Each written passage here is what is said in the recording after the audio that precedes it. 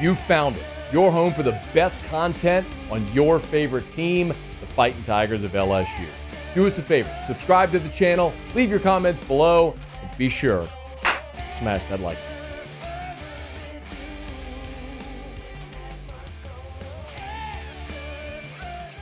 I don't necessarily gravitate toward preseason lists, but what you did today, I found really fascinating because it was different than just saying, hey, let's rank the top 10 receiving groups in the country and the top 10 quarterback groups in the country. It was, for lack of a better phrase, here are the overall best position groups in all of college football at any position. Let's start with here. What was sort of the genesis of the idea of putting this together?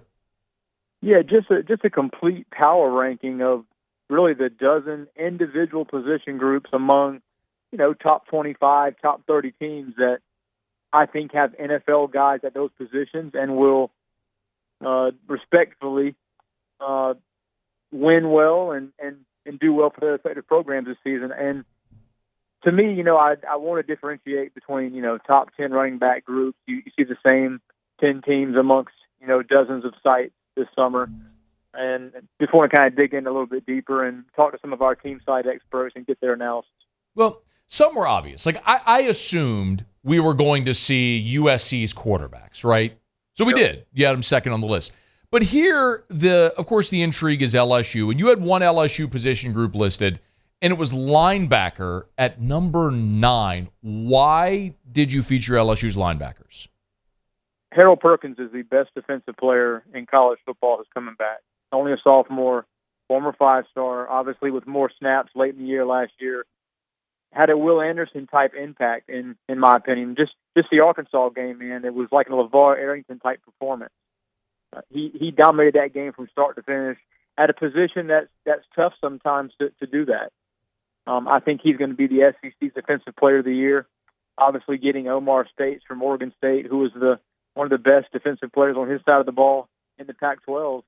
That gives LSU two quality All-American caliber linebackers, and I think Perkins is going to go a long way. The biggest surprise in this list for me was I could not find a position group at Alabama that I considered in the elite tier, meaning one or two, against others in the country. Maybe Alabama's defensive line, but it was really tough, and I think LSU's quarterback room also deserves warrants mention here. Hey, by the way, quit looking at my notes, man, because I was going to ask you about Bama. I've had this conversation a lot, and so much so that my audience is probably sick of me saying it, although they probably revel in it. But this is the first time since Nick's been at Alabama where I look and I go, I'm not giving you the benefit of the doubt. You have to prove it to me. What did you see when you were looking at Alabama that maybe gave you pause? Yeah, the quarterback room at Alabama right now. I'm coming out with my preseason SEC quarterback list next week. Ahead of media days, and I mean we're talking about a group that's probably in the mid to bottom tier of the conference. And when have we ever been able to say that in Tuscaloosa under Nick Saban? During this decade plus illustrious tenure. The back end of the defense, while it has Kool-Aid McKinstry, probably a first-round pick. I mean, that secondary led college football in penalties last season. So you can't put that position group in an elite, preseason ranking heading into the next year when a lot of those same guys are back. Losing Will Anderson. I know Dallas Turner's an excellent edge rusher. He has Harold Perkins type ability. But outside of him, there's not, a all SEC guy that I see. So Alabama's running back group to me is going to be its strongest position group. But that's projecting. So I didn't want to go with that in a top 12 listing when, their best player is probably a 5-star true freshman. Brad Crawford's with us from 247 Sports on Twitter at BCrawford247. You mentioned that you like LSU's quarterback group, and you didn't just mean in the SEC. You meant nationally. What do you like about LSU's room?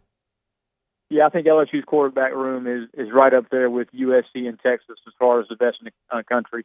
I think Garrett Nussmeier, somehow Brian Kelly was able to keep him out of the portal from transferring. I know for a fact, man, there were several schools that tampered and had NIL deals ready for Garrett Nussmeier based on what we saw from him last season. Very good quarterback, played well in the spring game.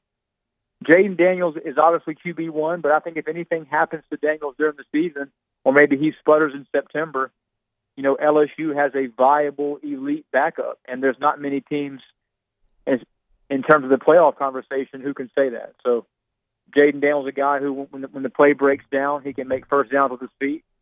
Not a lot of pass-first quarterbacks can do that, and like I said, Garrett Nussmeier gives them a more than serviceable backup. So, two players, despite losing Walker Howard out of that room this offseason, I think LSU's quarterback room is one of the best in the SEC and college football.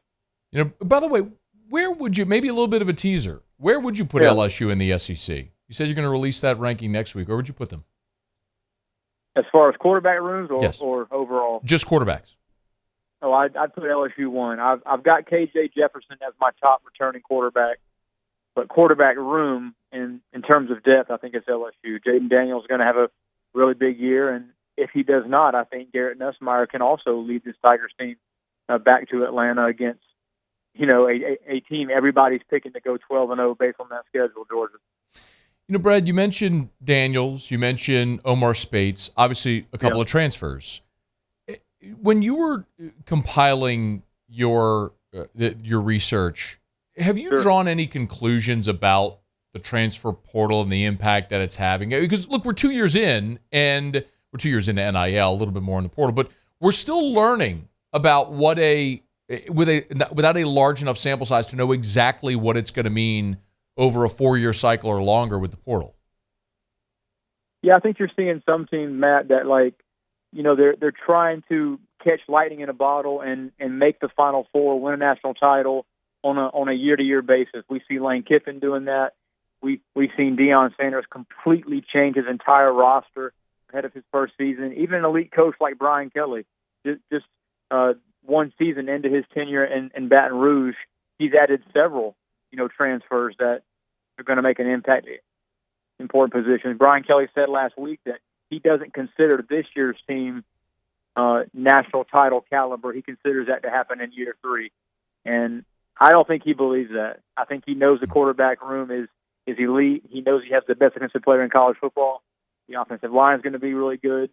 And I think that was maybe some rat poison and bulletin board material for his own team for a little motivational tactics. Interesting. We talked about it here, and I wondered how sincere Kelly was being with those comments, and if he believes that, and maybe Brad, I opine that maybe it's one of those things where a guy that's coached for better part for 3 decades, that's in his mind how long it's going to take, but hasn't really fully grasped just how quickly he can accelerate this thing because of the portal, even though he did it a year ago in year 1 in year 1 at LSU. Yeah, and he also landed Logan Diggs, a guy that was going to start for any team that offered him out of the portal. I'm not sure if he's going to be RB1 this fall, but, man, he's a really talented running back. You got the former transfer in Kyron Lacey. He's probably wide receiver 1 at a lot of top-tier programs too. So LSU certainly has talent, and they have depth to win. So they have to get through the brutal schedule, and I'm looking forward to that September opener against FSU down in Orlando. We'll be there, and certainly looking forward to that, and look forward to being in Nashville in a couple of weeks. Brad Crawford from 247 Sports. Hey, man, we appreciate a couple of minutes. We'll see you in Nashville, all right? See you there, man. Hey, thanks so much for watching. Please leave your comments. I love to interact, and be sure to hit the red subscribe button below.